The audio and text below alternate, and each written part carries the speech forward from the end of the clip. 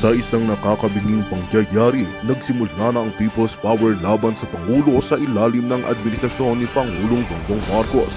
Ipinahayag ng ilang pinuno ng militar ang kanilang suporta sa kilosang ito laban sa kasalukuyang pamahalaan.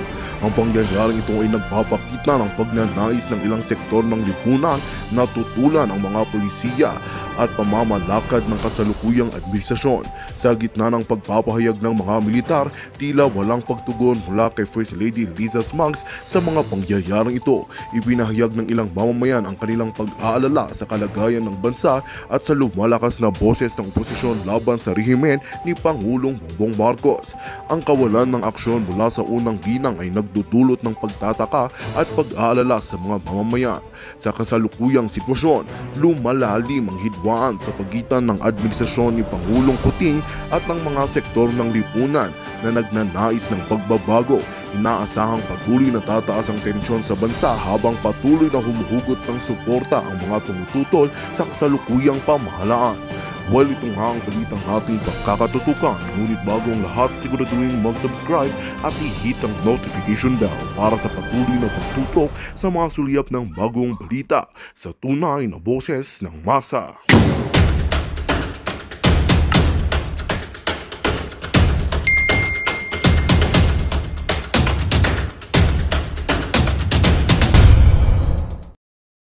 Sinasagot ko lang yung tanong na kung pupunta ako sa Mesog Rally. No, I will not because I do not believe now na magrarally pa ako para to be heard. No eh. By now, what the Filipino needs, yung people, is to see yung lahat ba, ebidensya, and then tapusin na natin. Atat na yung taon tapusin eh. Pero what's holding?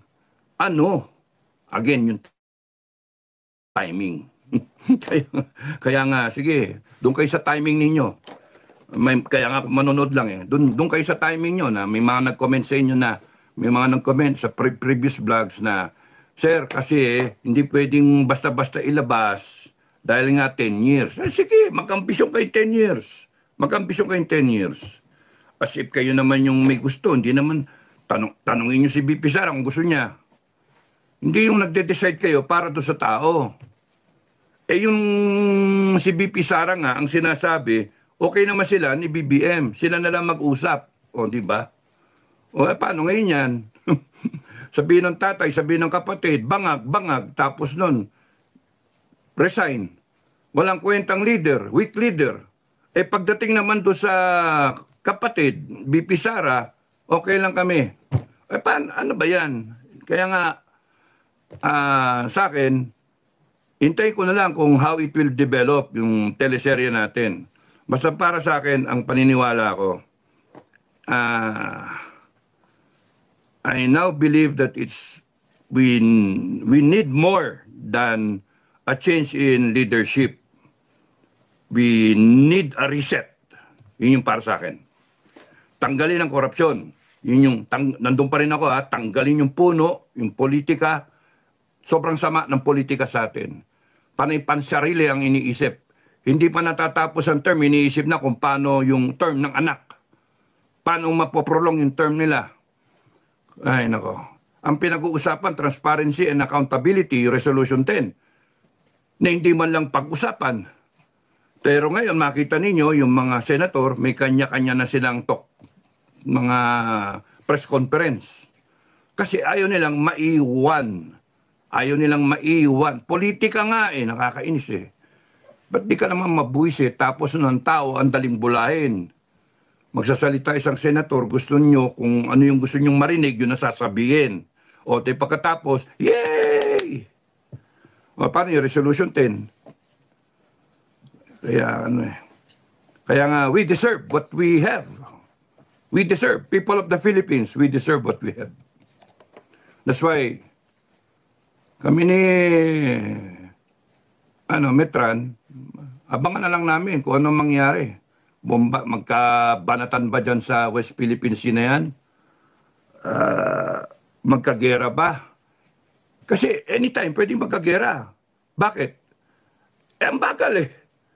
Meron pang rally-rally. Ilabas na kagad yung ano, yung video. Kung meron kayong kopya ng video, ilabas nyo. Sorry, nagagalit ako sa mga dapat kakampi, no?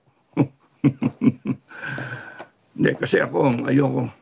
Ang kampi ko, taong bayan eh. Pilipinas eh. Doon ako eh, pang-Pilipino, pang-Pilipin, pang ano ko eh, bansang Pilipinas eh. Nagagalit ako kasi ginagago naman tayo ng mga politika, ng politika natin sobre. One side, pinasok tayo sa alanganin talaga. Ninanakawan tayo, proliferation ng mga tarantadong magnanakaw. Kinukurap yung mga agencies, yung mga institutions natin. To the point na sinusuppress pa yung tao. Hanggang kita nyo yung maisog rally, tinatakot yung sa venue. Private sector na yun ha. Yung sa Davao, yung governor, minalas. Saka nakakitang gobyerno na suppressive, natatakot sa taong bayan, rally lang. Kasi alam nila eh, pagka yan nagtuloy-tuloy, mag-snowball yan, tanggal siya. Pero meron mo siyang armed forces loyal sa kanya. So bakit natatakot? Yan hindi mo maintindihan eh. So, ang ano natin, hintayin kung ano mangyayari. But the other side, meron kayong ebidensya that will bring down this government or probably bring him down. But hindi pwedeng magmalaki ito, si BBM, yung government na to, hindi pwedeng magmalaki if meron talagang ebidensya na sumisinghot ng droga, ng cocaine. Ba't hindi ipalabas? Bakit kinakailangan timing pa? Ito, lumalakas. Nakukurap na niya yung mga institusyon. Ito, may alliance sa US.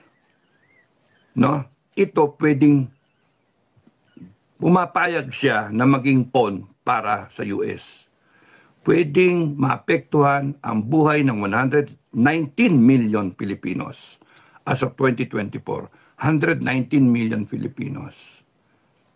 And yet, timing ng ebidensya. That video ng Pulburon will put in question yung kanyang pagiging presidente.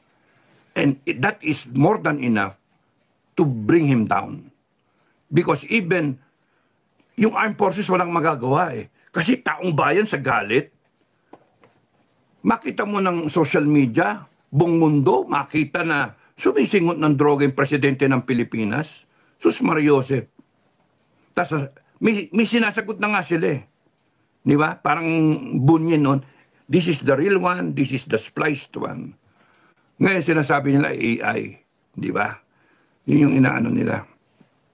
Pero, pwede ilabas para mapatunayan or kundi kaya isubject siya sa isang honest to goodness sa drug test. Nung hinamon siya ng January 28, so February, March, April, April 30, April 29, maglalapse yung 3 buwan para doon sa hair follicle. That is kung hindi na siya nagte-take, addict eh. So, wala yung 3 buwan, pasok pa rin yun. So, kapag nilabas yung yung video na yan, at nakita na siya ay talagang naggaganon, next is, sige, subject ka sa drug test. Pero hindi ka na muna presidente. Take over muna si BP. Legal lahat yun. Pero anong hinihintay natin? Timing. Sige, timing. O di mag-declare sila ng gera. Manggulo sila dyan sa West Philippine Sea. Ma-invoke yung Mutual Defense Treaty. Sige, kaka-timing ng isang kampo. Na. Kaya nga sinasabi ko sa vlog ko excuse me, clear and present danger. Clear and present danger anytime. This bangag, BBM, can declare hostilities there, can escalate the West Philippine Sea, turn it into an incident na talagang magkabangayan, may mamatay dyan, et cetera. Ayun, tapos gulo na. Ang Amerikano, isang pagkakamali lang. Remember, yung Amerikano gustong-gusto na magkaroon ng gulo dyan. Kasi election year. Ay, nako. Anyway, yun yung ano. So, sa akin, play safe na lang kayo. Play safe. Bakit? Safer kayo, ikaw, pamilya mo, no? Pamilya mo, kapitbahay mo, kamag-anakan mo, kung kayo mismo will have an effort, will take the effort of preparing for any eventuality. Kung magkagera man, meron kayong pagkain. Di ba?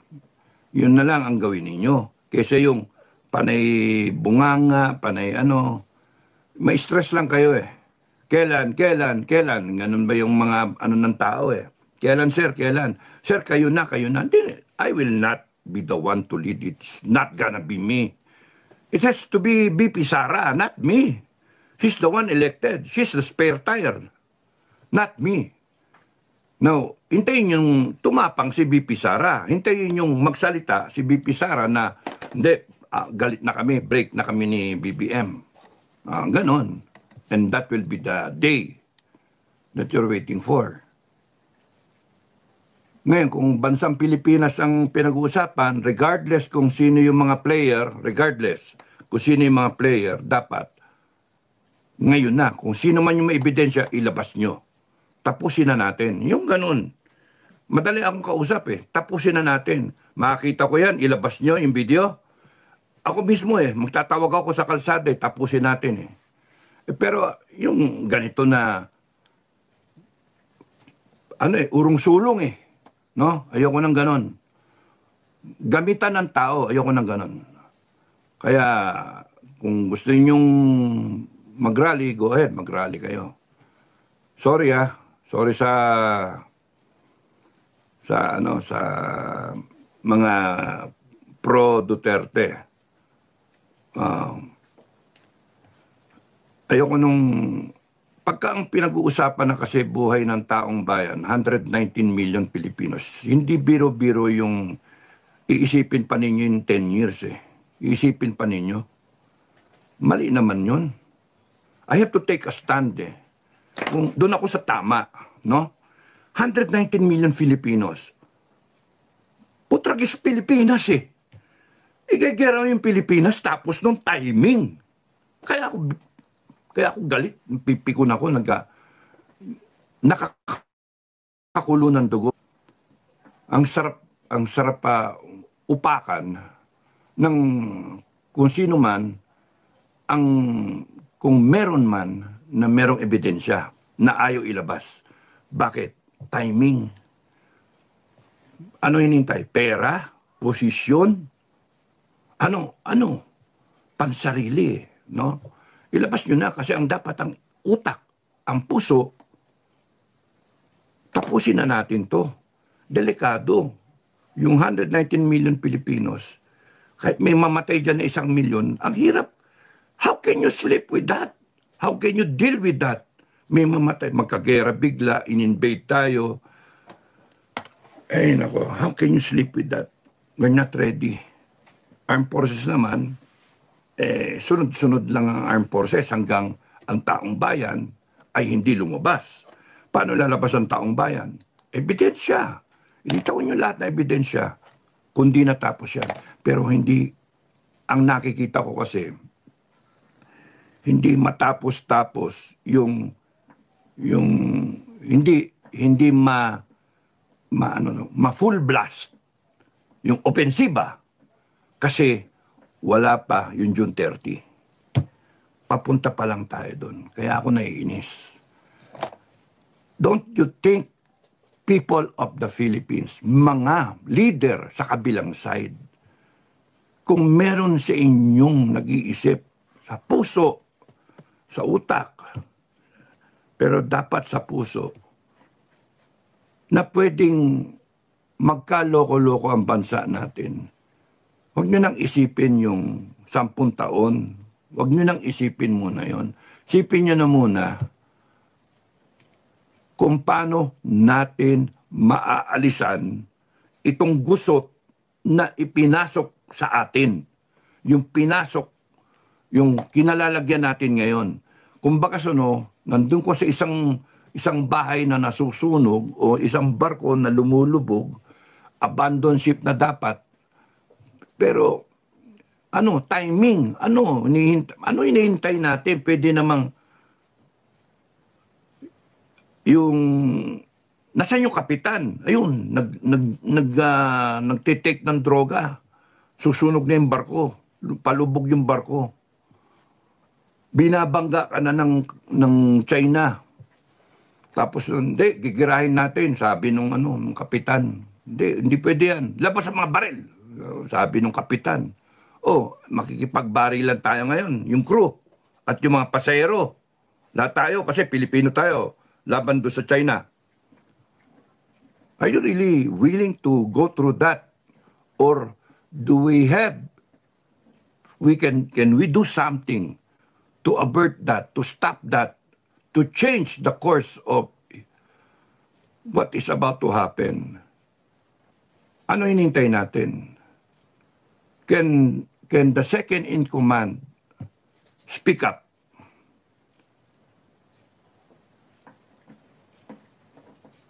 Ay, nako.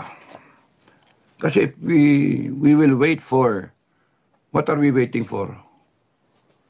Film showing pa tayo? Wala eh. 119 million Filipinos at stake. A way of life. Ang kultura natin, yun ang at stake, yung bansa natin, yung teritoryo natin. And what? We're not ready. And this BBM,